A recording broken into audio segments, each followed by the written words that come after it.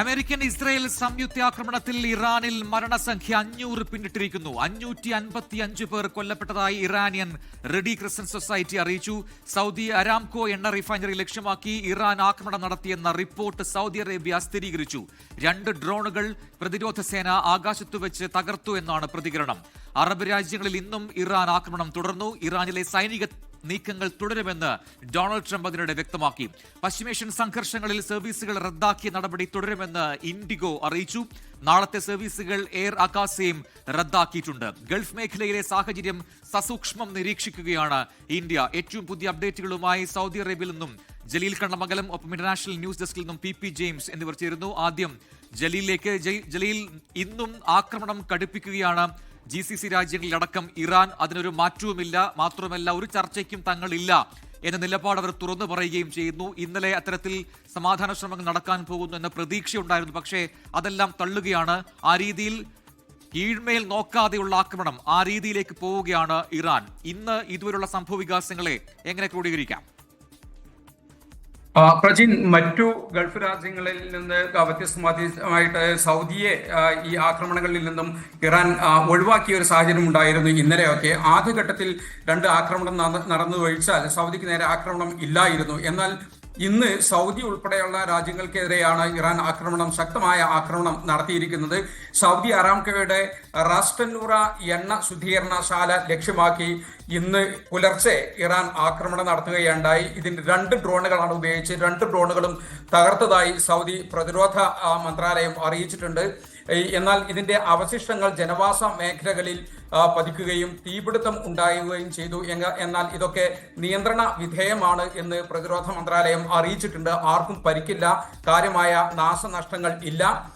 Saudi പ്രതിരോധ മന്ത്രാലയമാണ് ഇക്കാര്യം ഇന്ന് സ്ഥിരീകരിച്ചത്. ഇന്ന് പുലർച്ചെയായിരുന്നു ഈ സംഭവം. സൗദിയിലെ കിഴക്കൻ പ്രവിശ്യയിലാണ് റാസ്റ്റന്നൂറ. ഈ കിഴക്കൻ പ്രവിശ്യയിൽ തന്നെയാണ് പ്രധാനമായും സൗദി അമേരിക്കയുടെ ഈ സൈനിക താവളങ്ങളും ഉള്ളത്. മുൻകരുതൽ നടപടി എന്ന നിലയിൽ റിഫൈനറി ഈ റിഫൈനറി അടച്ചു പൂട്ടിയിട്ടുണ്ട്.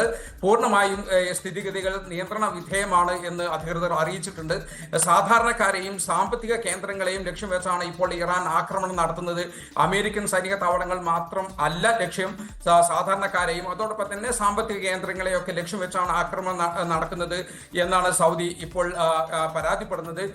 സൗദി ഊർജ്ജ മന്ത്രാലയത്തിലെ ഔദ്യോഗിക വക്താവ് നൽകിയ വിവരങ്ങൾ പ്രകാരം ഈ എണ്ണ ശുദ്ധീകരണശാലയിൽ ഒരു ചെറിയ തീപിടുത്തം ഉണ്ടായി. ആർക്കും പരിക്കേൽക്കിട്ടിട്ടില്ല, ജീവഹാനി സംഭവിച്ചിട്ടില്ല എന്നൊക്കെ പറയുന്നുണ്ട്. ഈ സംഭവം സൗദി അറേബ്യയുടെ എണ്ണ ഉൽപാദനത്തെയോ എണ്ണ വിതരണത്തെയോ ഒരു തരത്തിലും ബാധിച്ചിട്ടില്ല എന്നും ഊർജ മന്ത്രാലയം അറിയിച്ചിട്ടുണ്ട്. പ്രവർത്തനങ്ങളൊക്കെ സാധാരണ നിലയിൽ തുടരുകയാണ്.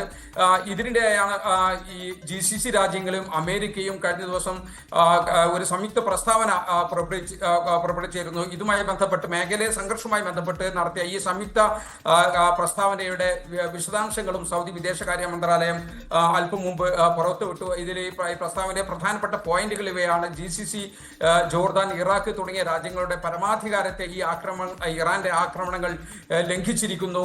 ആക്രമണങ്ങൾ സാധാരണക്കാരുടെ ജീവൻ അപകടത്തിലാക്കുന്നു. അടിസ്ഥാന സൗകര്യങ്ങൾക്ക് നാശനഷ്ടങ്ങൾ വരുത്തുകയും ചെയ്തിരിക്കുന്നു. ആക്രമണങ്ങളെ ഈ രാജ്യങ്ങളെല്ലാം ഒരുമിച്ച് പ്രതിരോധിക്കും. അന്താരാഷ്ട്ര നിയമങ്ങൾക്ക് അനുസൃതമായി സ്വയം പ്രതിരോധിക്കാനുള്ള അവകാശം രാജ്യങ്ങൾക്കുണ്ട് തുടങ്ങിയ കാര്യങ്ങളൊക്കെ പറയുന്നുണ്ട്. എന്നാൽ സൗദിയെ സംബന്ധിച്ചിടത്തോളം ഇപ്പോൾ എല്ലാം മറ്റുള്ള സ്ഥലങ്ങളിലെല്ലാം ജീവിതം സാധാരണ രീതിയിലാണ്. ഓഫീസുകളും എയർപോർട്ടുകളും സ്കൂളുകളും ഒക്കെ പ്രവർത്തിക്കുന്നുണ്ട്. എന്നാൽ എല്ലാവരും ജാഗ്രത പാലിക്കണമെന്ന് ഇന്ത്യക്കാരോട് പ്രത്യേകിച്ച് ഇന്ത്യൻ എംബസിയും കോൺസുലേറ്റും ഒക്കെ നിർദ്ദേശം നൽകിയിട്ടുണ്ട്. ജലീൽ കണ്ണമംഗലമാണ് വിശദാംശങ്ങൾ നൽകിക്കൊണ്ടിരുന്നത് ജിദ്ദയിൽ നിന്നും. ജലീൽ, ലോകത്തെവിടെയായാലും ഏത് സമയത്തും 24 വാർത്തകളും ഓഗ്മെന്റഡ് റിയാലിറ്റി പാക്കേജുകളും എക്സ്പ്ലെയിനറുകളും വിശദമായി കാണാൻ ഞങ്ങളുടെ YouTube ചാനൽ നിങ്ങൾക്ക് സബ്സ്ക്രൈബ് ചെയ്യാം.